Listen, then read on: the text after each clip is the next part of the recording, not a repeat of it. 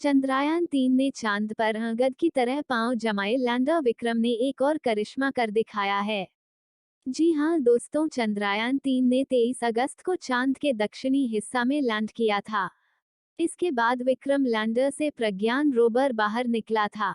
दोनों 14 दिन तक लगातार चांद से इसरो के पास डाटा भेजने के बाद 4 सितंबर को स्लीप मोड में चले गए थे। यानी इसरो ने दोनों के उपकरण बंद कर दिए थे। इसरो के वैज्ञानिक विक्रम लैंडर और रोवर को स्लीप मोड में डाल रहे थे, लेकिन अचानक से चांद पर खड़ा विक्रम लैंडर हेलीकॉप्टर की तरह उड़ने लगा। लैंडर का यह नजारा देख इसरो के वैज्ञानिक भी हैरान रह गए।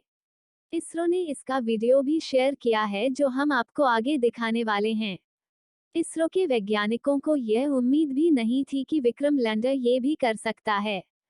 स्लीप मोड में जाने के बाद विक्रम लैंडर के साथ क्या हुआ, और अब विक्रम लैंडर और प्रज्ञान रोवर किस हालत में हैं?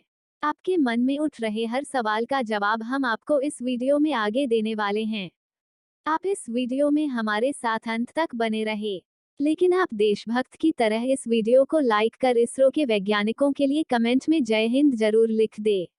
दरअसल दोस्तों, 23 अगस्त के दिन चंद्रयान-3 ने जब चांद की सतह पर लैंड किया था, तब पूरी दुनिया ने चांद की दक्षिणी ध्रुव को नजदीक से पहली बार देखा था। इससे पहले दुनिया चांद के इस भाग से अनजान थी। अमेरिका और रूस ने जो अपने अंतरिक्ष यात्री भेजे थे, वह चांद के उत्तरी ध्रुव पर लैंड किया था। भारत को छोड़कर किसी भी देश ने चांद के इस भाग पर आज तक कदम नहीं रखा है। इसके पीछे बहुत रहस्य छुपे हुए हैं। चांद की दक्षिणी ध्रुव की सतह बहुत ही डरावनी और कई रहस्यों से भरी पड़ी है। अमेरिका के अंतरिक्ष यात्री नील आर्मस्ट्रॉन्ग ने भी कहा था कि चांद की दक्षिणी ध्रुव पर कुछ ऐसे रहस्य है जिससे मानव अनजान है। उन्होंने साफ साफ तो नहीं बताया, लेकिन उनका इशारा एलियन की तरफ था। भारत में तो अपना चंद्रयान-3 चांद के दक्षिणी ध्रुव पर उतार दिया है, वो भी एक बार नहीं, दो बार। दरअसल 14 दिनों तक चांद की सतह पर परीक्षण करने के बाद विक्रम लैंडर और प्रज्ञान रोवर को इसरो के वैज्ञानिक स्लीप मोड में डाल रहे थे। इसी दौरान विक्रम लैंडर ने इसरो के कमांड के बाद कुछ ऐसा किया कि पूरी दुनिया आंखें फौका देखती रह गई। 14 दिनों से चांद की सतह पर एक जगह बैठा विक्रम लैंडर ने अचानक से हेलीकॉप्टर की तरह उड़ने लगा। इसरो ने वीडियो भी शेयर किया जिसमें लैंडर चांद की सतह पर उड़ता हुआ दिखाई देता है। अब हम बात करते हैं कि विक्रम लैंडर के साथ ऐसा क्या हुआ जिससे वह उड़ने लगा। दरअसल दोस्तों, 23 अगस्त को चांद की सतह पर सूरज निकला था, जो अब ढलने लगा है और अब वहां पर रात होने वाली है। आपको बता दूं कि चांद पर धरती की तरह ही लगातार 14 दिन तक सूरज निकला रहता है। चंद्रयान-3 के विक्रम लैंडर और प्रज्ञान रोवर को पावर जेनरेट करने के लिए पावरफुल बैटरी लगाया गया है, जो सोलर पैनल से चार्ज होती है। इतने दिनों तक चांद पर सूरज निकला हुआ था और उसके किरणों से सोलर पैनल द्वारा बैटरी चार्ज होती थी, जिससे विक्रम लैंडर और प्रज्ञान रोवर रोज रोज चांद के नए नए रहस्यों से पर्दा उठा रहे थे। रोवर प्रज्ञान ने विक्रम लैंडर से निकलने के बाद 10 दिनों में 100 मीटर से अधिक दूरी तय किया है। इस 100 मीटर की दूरी में ही प्रज्ञान रोवर ने चांद की सतह के कई ऐसे राज खोल दिए हैं, जिनको देखकर दुनिया भी हैरान है। रोवर प्रज्ञान ने चांद की सतह पर यहां तक कि ऑक्सीजन का भी खोज कर लिया है। इस दौरान रोवर प्रज्ञान ने चांद की सतह के कई वीडियो और तस्वीरें इसरो के पास भेजी और चांद के कई रहस्यों से पर्दा उठा दिया। रूस और अमेरिका ने तो कभी यह सोच भी नहीं था कि भारत का चंद्रयान इतना कुछ भी कर सकता है। अब चांद पर रात हो रही है, जिससे विक्रम लैंडर और प्रज्ञान रोवर को सूरज की रोशनी नहीं मिलेगी, साथ ही बैटरी भी चार्ज नहीं होगी। इसलिए इसरो के वैज्ञानिकों ने रोवर प्रज्ञान के सभी उपकरणों को बंद करके चांद के सतह पर एक जगह पर छोड़ दिया गया है। रोवर को स्लीप मोड में डालने के बाद इसरो के वैज्ञानिक जब लैंडर को भी स्लीप मोड में डालने लगे, तो लैंडर विक्रम ने एक और करिश्मा कर दिखाया है। जी हां, उसने किसी हेलीकॉप्टर की तरह उड़ते हुए चांद पर फिर सॉफ्ट लैंडिंग की है। दरअसल अभी भी विक्रम लैंडर में काफी फ्यूल है और बैटरी भी फुल चार्ज है। रात को 2 बजे बजे जब विक्रम लैंडर डर को स्लीप मोड में डाला जा रहा था तो देखा कि उसके सभी बैटरी फुल चार्ज है। ऐसे में वैज्ञानिकों ने एक नया प्रयोग करने की सोची, विक्रम के थ्रस्टर ऑन कर दिए जिसकी वजह से वह हवा में उड़ने लगा। उसे 30 से 40 सेंटीमीटर तक उठाया गया। इसके बाद 30 से 40 सेंटीमीटर दूर ले जाकर उसे फिर से सॉफ्ट लैंड करा दिया गया। यह एक तरह से चांद पर दोबारा लैंडिंग कराने जैसा था। 2 मिनट के लिए हुए इस प्रयोग ने भविष्य में इसरो के लिए कई रास्ते खोल दिए।